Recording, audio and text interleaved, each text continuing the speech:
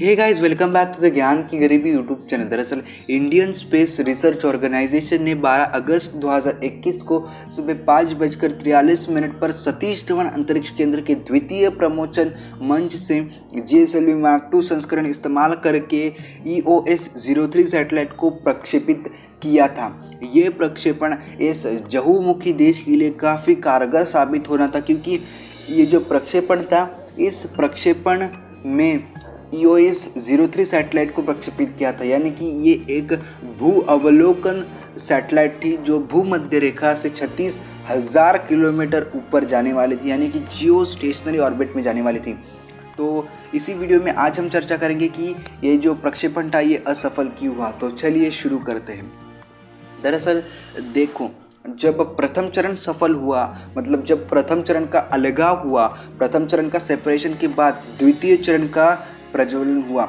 जैसे ही द्वितीय चरण का सेपरेशन हुआ, उसके बाद हमने ये एज्यूम कर लिया था कि क्रायोजेनिक स्टेज का प्रज्वलन हो चुका है, लेकिन रियल में वैसा हुआ ही नहीं। यानी कि अगर आप इसरो की जो स्ट्रीम है, आप देख सकते हैं आपकी स्क्रीन पर इसरो की स्ट्रीम में प्ले कर रहा हूँ।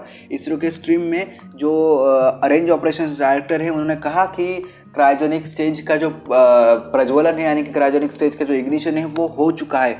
लेकिन असल में आप अगर जाके देखो तो असल में क्रायोजेनिक स्टेज का इग्निशन हुआ ही नहीं था। यानी कि जब GS2 सेपरेट हुआ, उसके बाद ही क्रायोजेनिक स्टेज का इग्निशन होना था। यानी कि मेरे शब्द पे फोकस करो। दरअसल जो GS2 स्टेज सेपरेशन था वो हो चुका था, मतलब 4:55 पर जो GS2 सेपरेशन था वो हो गया। लेकिन जो 4:56 पर जो क्रायोजेनिक स्टेज का इग्निशन था वो हुआ ही नहीं। ओके, यहाँ एक करीब एनोनिमस एनोमली मिल गई। एनोनिमस एनोमली मतलब एक अनआइडेंटिफाइड प्रॉब्लम। ओके, इसरो को एक अनआइडेंटिफाइड प्रॉब्लम मिला कस में, मतलब क्रायोजेनिक स्टेज में। ओके, जिसके कारण जो हमारा स्टेज था, मतलब जो हमारा रॉकेट था, वो प्रज्वलित ही नहीं हुआ। अभी यहाँ देखो, अभी यहाँ सारा खेल हुआ है, 10-15 सेकेंड्स में ही खेल हुआ है। I am talking about 10 to 15 seconds, 10-15 minute, मतलब मिनट भी नहीं, सेकेंड्स में ही खेल हुआ है ये।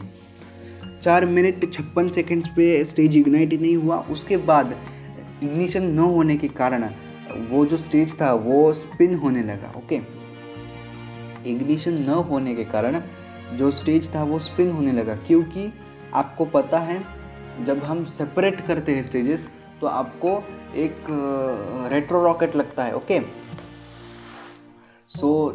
आपको एक रेट्रो रॉकेट लगता है। क्यों लगता है? ताकि जो सेपरेटेड स्टेज है, मतलब फॉर एग्जांपल आप PSLV की बात ले लो।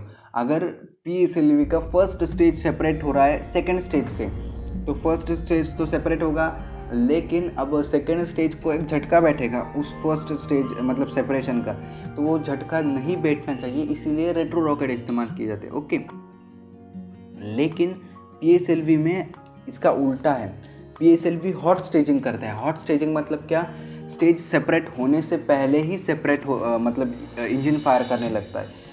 तो क्रायोजेनिक स्टेज में तो ऐसा नहीं होता, क्रायोजेनिक स्टेज में आप ऐसा कर नहीं सकते। तो यहाँ क्या किया इसरो ने क्या किया, सेपरेशन के 1 सेकेंड बाद प्रज्वलन रख दिया। तो अभी यहाँ क्या हुआ, जैसे ही सेपरेट हुआ हमारा GS2, उसके बाद जो मेन चीज़ थी वो थी कि भैया क्रायोजेनिक स्टेज आप चालू हो जाओ। पर लेकिन क्रायोजेनिक स्टेज तो यहाँ चालू ही नहीं हुआ, इसलिए जो शॉक वेव पैदा हुई थी, जो शॉक पैदा हुआ था, उसके कारण जो हमारा इंजन था वो टिल्ट होने लगा। मतलब इंजन टिल्ट नहीं, पूरा रॉकेट ही टिल्ट होने लगा था, जिसके कारण आप अगर एनिमेशन देखोगे तो आपको लगता है कि ये एनिमेशन पहले बना के रखते हैं। ऐसा नहीं है, वो एनिमेशन बना के नहीं रखते, वो एक रियल टाइम एनिमेशन है। मतलब रॉकेट के साथ जो हो रहा है वो आपको सामने दिखेगा। ओके, वो एक रियल टाइम एनिमेशन है। सो रियल टाइम के अनुसार वो आपको सारी चीज़ें दिखती हैं। जब आपको दिख रहा था कि भैया रॉकेट टिल्ट हो रहा है, दरअसल वो प्रज्वलन ही नहीं हुआ। एनिमेशन में दिखाया गया था कि प्रज्वलन हो चुका है, वो एक्सपेक्टेड था कि प्रज्वलन हो, पर वैसा रियल में नहीं हुआ। सीधे शब्दों में कहें तो फर्स्ट स्टेज सेपरेट हुआ, उसके बाद सेकंड स्टेज सेपरेट हुआ, उसके बाद जो क्रायोजेनिक स्टेज इग्नाइट होना था वो इग्नाइट ही नहीं हुआ। ओके, जिसके कारण ये मिशन फेल हुआ। होप सो आपको समझ में आया होगा जो मैंने कही हुई बात। अगर समझ में नहीं आई तो इस वीडियो को रिवाइंड कीजिए, तभी आपको समझ में आएगा। और ये एनोनिमस एनोमली क्या थी वो मुझे भी पता नहीं है, जब इसरो रिपोर्ट जारी करेगा तभी समझ में आएगा। तो मिलते हैं अगली वीडियो में, तब तक के लिए जय Hind, Vande Mataram. All stations. This is Range Operations Director. Performance anomaly observed in the cryogenic stage. Mission could not be accomplished fully.